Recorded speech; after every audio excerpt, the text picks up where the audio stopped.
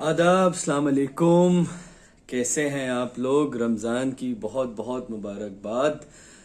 अगर आप में से कोई मेरी तरह फाके कर रहा है तो नमाज़ें पढ़िए। मैं भी कोशिश करता हूँ, मगरिब और फजर की तो पढ़ लेता हूँ। और अगर रोज़े रख रहा है बाकायदगी से तो हम सब के लिए दुआ कीजिए कि हम सब भी अपने तमाम मकासद में तमाम नेक तमन्नाओं के साथ कामयाब हो जाएं। पहली चीज़ तो ये कि ताख़ीर के लिए माजरत, मेरी आंख में एक हल्का सा इन्फेक्शन हो गया था। शायद आपको भी हल्का सा एक स्वेलिंग नज़र आए उसके अंदर, but I think now it has improved. तो मैंने सोचा थोड़ा सा वक्त लेके मैं इस पे कुछ बात करूं, कुछ मौज़ूआत पे बात करूं।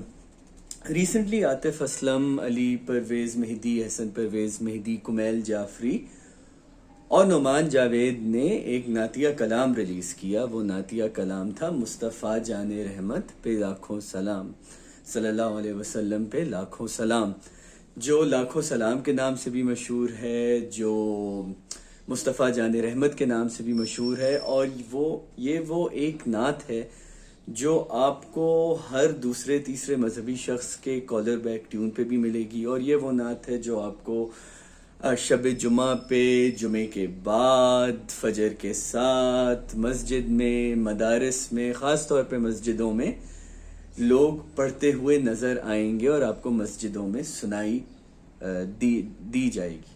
तकरीबन 100 साल कबल ये कलाम है अहमद रज़ा बरेलवी साहब का।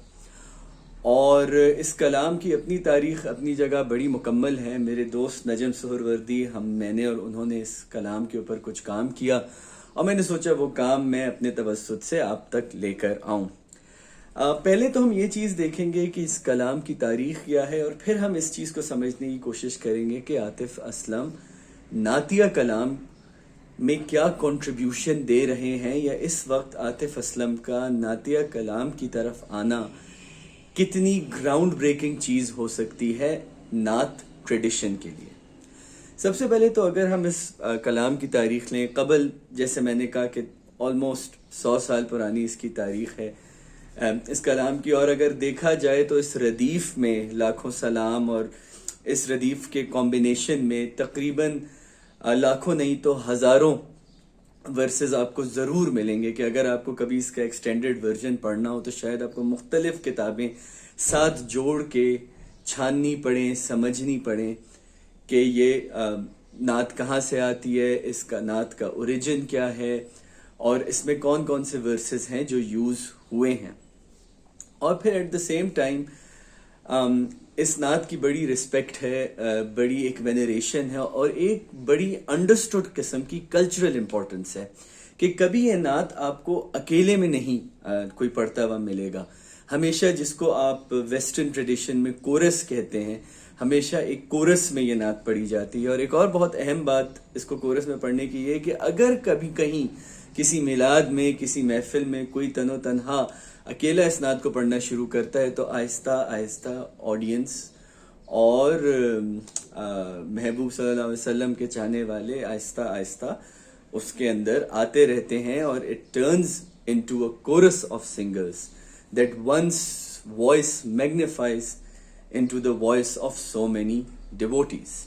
Now that is the journey of that naat. हम उस पर बहुत बात और भी कर सकते हैं, हम नाती ट्रेडिशन पे भी बात कर सकते हैं, बट बहुत इम्पॉर्टेंट है आतिफ असलम का रिलीजियस या डिवोशनल या आरिफाना नातिया हमदिया कलाम की तरफ जो एक स्विच है, ये एक टिल्ट है, इसका इस वक्त आना एक बड़ी अहम चीज़ है। क्योंकि आतिफ के साथ एक इंक्लिनेशन तो वो हमेशा से रखते थे, लेकिन ओवर्टली आतिफ ने इस चीज़ को सबसे पहले ताजदारे हरम में किया, फिर उन्होंने वही खुदा है में किया, फिर उन्होंने अस्माए हसना रिसाइट किए, फिर उन्होंने आज़ान भी रिसाइट की। जिस ज़माने में कोविड-19 के बड़े केसेस आ रहे थे और तमाम उलमाए कराम ने हमसे कहा था कि आप रात 10 बजे हाजत से बचने के लिए, मुसीबत से बचने के लिए आज़ान दिया करें, तब आतिफ असलम ने अपनी आवाज़ में आज़ान रिकॉर्ड की।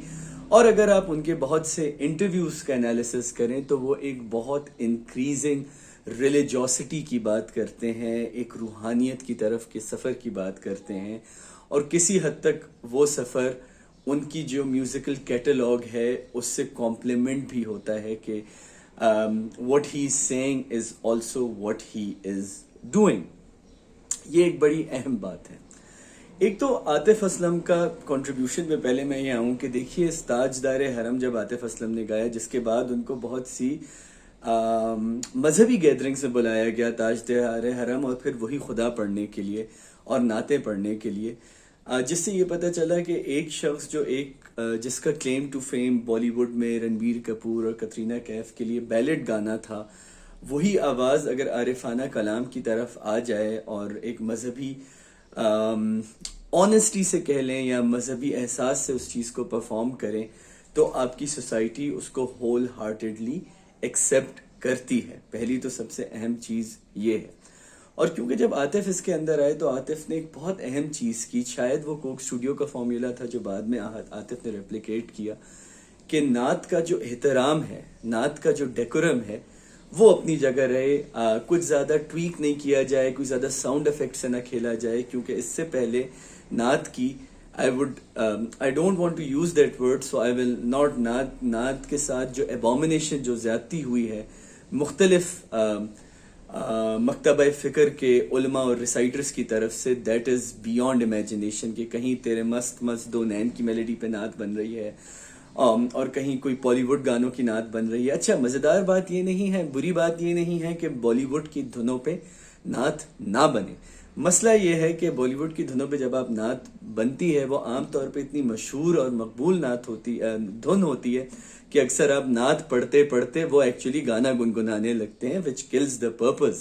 کہ یہاں آپ کسی ایک اسٹیمڈ فگر کی تعریف، ایک بلیسڈ فگر کی تعریف کرنے جا رہے ہیں، اور کہاں بیچ میں وہ رومانٹک فریزز آ گئے. تو وہ ایک بہت بڑا فیز ہے جس سے نعت گزری ہے، جس سے ہم گزری ہے اور گزر رہی ہے. یہاں تک کہ میرے دوست نجم، جو کہ خود نعت خواں ہیں، جنہوں نے اس چیز کی تحقیق میں میری مدد کی، وہ یہ کہتے ہیں کہ اکثر تو نعت خواں وہ ہیں جو اب یوٹیوبر بن گئے ہیں، یا وہ یوٹیوبرز ہیں جنہوں نے ساؤنڈ افیکٹس، ڈب سٹیپ ٹائپ چیزیں مکس کر کے نعت کو پروڈیوس کیا. انوویشن ہمیشہ ارتقاء کا بیس ہے، انوویشن بہت ضروری ہے، لیکن روح کو قائم رکھتے ہوئے، روح کو ہرٹ کیے بغیر. That is the basis of innovation anywhere in the world. But at the same time, Atif کی اپنی جو رینڈیشن ہے، ایک چیز جس پہ عاطف اسلم کو بہت کام کرنے کی ضرورت ہے. میں نے بھی کوشش کروں گا کہ آج ان سے کسی طرح رابطہ کروں گا، میں نے جو لکھا ہے، جو میں کہوں گا وہ میں ان سے شیئر کروں. وہ یہ کہ عاطف کو اپنی تلفظ کی ادائیگی پہ بہت دھیان دینا ہوگا. کیونکہ ایک تو تاجدار حرم میں وہ کہتے ہیں کہ کیا تم سے کہوں اے رب کے قمر، وہ رب کے قمر کی بات نہیں ہو رہی، وہ عرب کے قمر کی بات ہو رہی ہے. Because Tajdar Haram defines the journey of going to the holy city. مدینے چلیں، اسی مہینے چلیں، تو وہ رب کے قمر نہیں، وہ عرب کے قمر ہیں. اب آپ بولیں وہ فلو میں کھا گئے یا جیسے بھی کھا گئے. someone of Atif's repute singing a kalam as huge as تاجدار حرم، یہ نٹی گریٹیز میں آپ کو جانا پڑے. اور بہت سے فارسی اور عربی ایسے الفاظ تھے جو وہ صحیح طرح رینڈر نہیں کر پائے. پھر وہی خدا ہے میں ان کی ایک جگہ آواز لڑکھڑائی، اور لڑکھڑاتی آواز دو چیزوں کی وجہ سے. ایک تو جو میں نے سنا ہے کہ عاطف اس وقت کلاسیکل میوزک کی ٹریننگ لے رہے ہیں. اب یہ ہو رہا ہے کیونکہ عاطف نے ہمیشہ سول سے گایا ہے، کبھی فارملی ٹرینڈ نہیں تھے، تو ہو سکتا ہے وہ کلاسیکل استھائیاں لگانے کے جو طریقے ہیں، اگر وہ بیچ میں آ رہے ہیں تو may be it is an natural way of singing for him. May be he needs to sing from the throat, and may be if he sings the proper way he will lose his soul. یہ ایک چیز ہے، لیکن یہ میں صرف ایک سامع کے طور پہ، ایک لسنر کے طور پہ آپ کو چیز بتا رہا ہوں.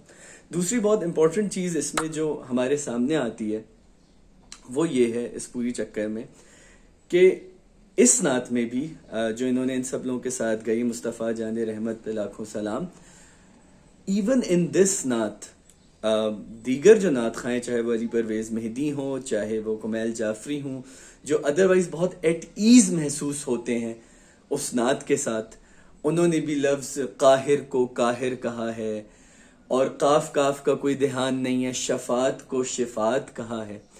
تو I don't want to turn this into, جو کہ مجھے پتا ہے شاید ایونچولی لوگ کریں کہ یہ کراچی کا شخص ایک لاہور کے لوگوں کی پروننسیشن ٹھیک کر رہا ہے. بات یہ ہے کہ نعتیہ ٹریڈیشن، حمدیہ ٹریڈیشن، ایون قوالی کا ٹریڈیشن، یہ ایسا ٹریڈیشن ہے جو آپ کے پوئٹک اور کلاسیکل پوئٹری کے ٹریڈیشن کے ساتھ، چاہے نوحے کا ٹریڈیشن ہو یا مرثیہ کا ٹریڈیشن ہو، یہ بڑا انٹرٹوائنڈ ہے. تو اگر آپ زبان کے لب و لہجے کے اتار چڑھاؤ کو نہیں سمجھ سکتے تو پہلے اس کو سمجھیے پھر گائیے. صرف ایک چیز کو گانا ضروری نہیں ہے. اینڈ آئی تھنک اس کا اونس عاطف پہ بہت زیادہ آتا ہے کہ وداؤٹ اینی ریسرچ عاطف نے آقا کو آقا کہا، آقا ود قاف، اور وہ آقا کہا. سو اس طرح کے بڑے چینجز ہیں جو اس چیز کے اندر ہیں، جس کی وجہ سے you like of it was about to hit the spot but it did not hit the spot. Obviously لوگ کہیں گے کہ کم از کم عاطف اپنی روحانی انکلینیشن کی طرف سے لوگوں کو اس عارفانہ، اس حمدیہ نعت کی قلم کی طرف تو لا رہے ہیں. بالکل لایا جائے، لیکن کل کو یہ نہ ہو کہ عاطف کو سننے والے بھی لب و لہجے کا خیال رکھے بغیر اسی نعت اور اسی ٹریڈیشن کو آگے لے جائیں. When Atif is doing such an incredible job, I think there is a lot more responsibility, a responsibility of understanding diction, this responsibility of understanding the nuances of enunciating in a particular language. جو مجھے لگتا ہے عاطف نے کسی حد تک tat Punjabi کو بہت دھیان سے سمجھا تھا اور پڑھا تھا جب انہوں نے کوک اسٹوڈیو میں ربا سچیا گایا تھا. Maybe because he is Punjabi by birth, تو that was easier for him. Again میری دعائیں آپ سب کے لیے. ولاگ میں تاخیر کے لیے معذرت. دعا کیجئے میری صحت یابی کا، دعا کیجئے ہم بھی اس بابرکت مہینے میں نیکیاں کمائیں، ہمارے بھی مقاصد، اچھے مقاصد پورے ہوں، برائیوں سے ہمیں اللہ میاں بچائیں. اور اپنا خیال رکھیے، پیار بڑھائیے. اور ہاں، میں ہمیشہ کہتا ہوں اینڈ میں، مجھے عادت نہیں ہے، میری ویڈیو کو لائک کر دیجئے، سبسکرائب کر دیجئے. سنیں یہ منجن ایسے ہی بکتا ہے. خیال رکھیے، دعاؤں میں یاد رکھیے.